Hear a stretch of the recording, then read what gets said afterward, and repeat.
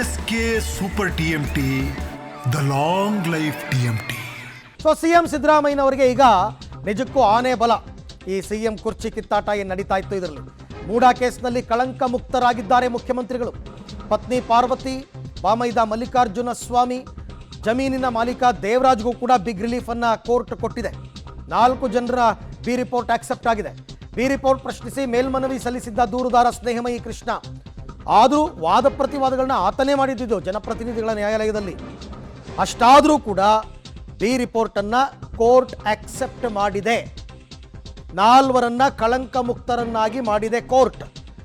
ಈಗ ಮುಖ್ಯಮಂತ್ರಿಗಳಿಗೆ ಹಲವಾರು ವಿಚಾರಗಳಲ್ಲಿ ಆನೆ ಬಲ ಬಂದಂತಾಯಿತು. ಅದೊಂದು ಆರೋಪ ಇತ್ತು ಅವ್ರ ಮೇಲೆ.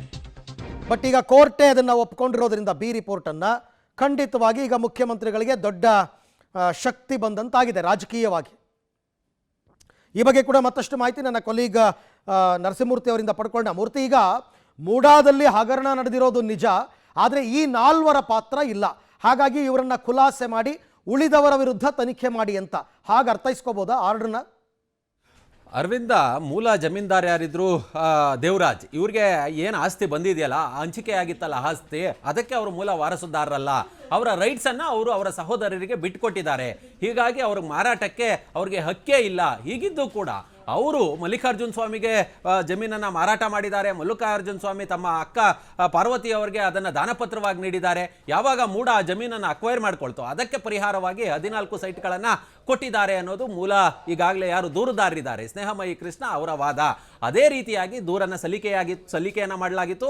ಇಲ್ಲಿ ಸಿಎಂ ಸಿದ್ದರಾಮಯ್ಯ ತಮ್ಮ ಪ್ರಭಾವವನ್ನು ಬಳಸಿ ಈ ಒಂದು ಜಮೀನುಗಳನ್ನು ಪಡೆದುಕೊಂಡಿದ್ದಾರೆ, ಸೈಟ್ಗಳನ್ನು ಪಡೆದುಕೊಂಡಿದ್ದಾರೆ.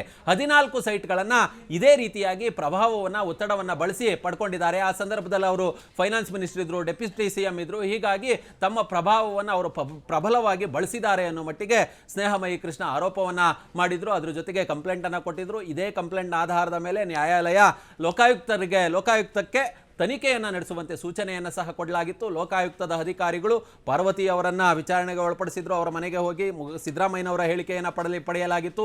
ದೇವರಾಜು ಅವರನ್ನ ಕರೆಸಿ ವಿಚಾರಣೆಗೆ ಒಳಪಡಿಸಿದ್ರು. ಮಲ್ಲಿಕಾರ್ಜುನ ಸ್ವಾಮಿ ಅವರನ್ನ ಸಹ ವಿಚಾರಣೆಗೆ ಒಳಪಡಿಸುವ ಕೆಲಸವನ್ನ ಲೋಕಾಯುಕ್ತ ಅಧಿಕಾರಿಗಳು ಮಾಡಿದ್ರು. ಅದ್ರ ಜೊತೆಗೆ ಈ ಹಿಂದಿನ ಆಯುಕ್ತರುಗಳು, ಅದ್ರ ಜೊತೆಗೆ ಯಾರು ಮೂಡಾದ ಅಧ್ಯಕ್ಷರುಗಳಾಗಿದ್ರು, ಅಲ್ಲಿನ ಸಿಬ್ಬಂದಿಗಳು ಎಲ್ಲರ ಹೇಳಿಕೆಗಳನ್ನು ಪಡೆದುಕೊಂಡು ಒಂದಷ್ಟು ಸಾಕ್ಷಿ ಆಧಾರಗಳನ್ನು ಇಟ್ಟುಕೊಂಡು ಸುದೀರ್ಘವಾಗಿ ಒಂದಷ್ಟು ಬಿ ರಿಪೋರ್ಟ್ ಅನ್ನು ಸಲ್ಲಿಕೆ ಮಾಡುವ ಕೆಲಸವನ್ನ ಮಾಡಲಾಗಿತ್ತು. ಆದರೆ ಇಲ್ಲಿ ದೂರುದಾರರ ವಾದ ಏನಂತ ಹೇಳಿದ್ರೆ, ಒಂದು ಐದರ್ ಇದು ಚಾರ್ಜ್ ಶೀಟಾ ಅಥವಾ ಬಿ ರಿಪೋರ್ಟಾ ಅನ್ನೋದನ್ನ ನ್ಯಾಯಾಲಯ ಕನ್ಫರ್ಮ್ ಮಾಡಬೇಕು. ಯಾಕಂತ ಹೇಳಿದ್ರೆ ಕೇವಲ 4 ಸಿಎಂ ಸಿದ್ದರಾಮಯ್ಯ ಮತ್ತೆ ಅವರ ಕುಟುಂಬಸ್ಥರು ತಪ್ಪಿತಸ್ಥರಲ್ಲ, ಅಧಿಕಾರಿಗಳು ತಪ್ಪಿತಸ್ಥರು ಅಂತ ಹೇಳಿದ್ರೆ ಹೇಗೆ ಬಿ ರಿಪೋರ್ಟ್ ಆಗುತ್ತೆ ಅನ್ನೋ ಮಟ್ಟಿಗೆ ಕೋರ್ಟ್ನಲ್ಲಿ ಅವರೇ ಚಾಲೆಂಜ್ ಅನ್ನ ಮಾಡಿ ಅವರೇ ಆರ್ಗ್ಯುಮೆಂಟ್ ಅನ್ನ ಮಾಡಿದ್ರು. ಯಾವುದೇ ವಕೀಲರನ್ನ ನೇಮಕ ಮಾಡಿ ಇಟ್ಕೊಂಡಿರಲಿಲ್ಲ.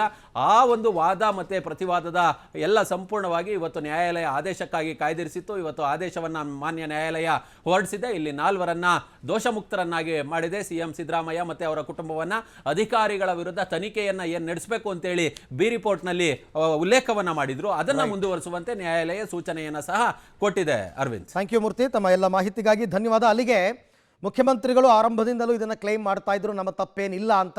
ಈಗ ಕೋರ್ಟ್ ಕೂಡ ಅದನ್ನೇ ಹೇಳಿರೋದ್ರಿಂದ ಅವರಿಗೆ ರಾಜಕೀಯ ಶಕ್ತಿ ಹೆಚ್ಚಾಗಿದೆ.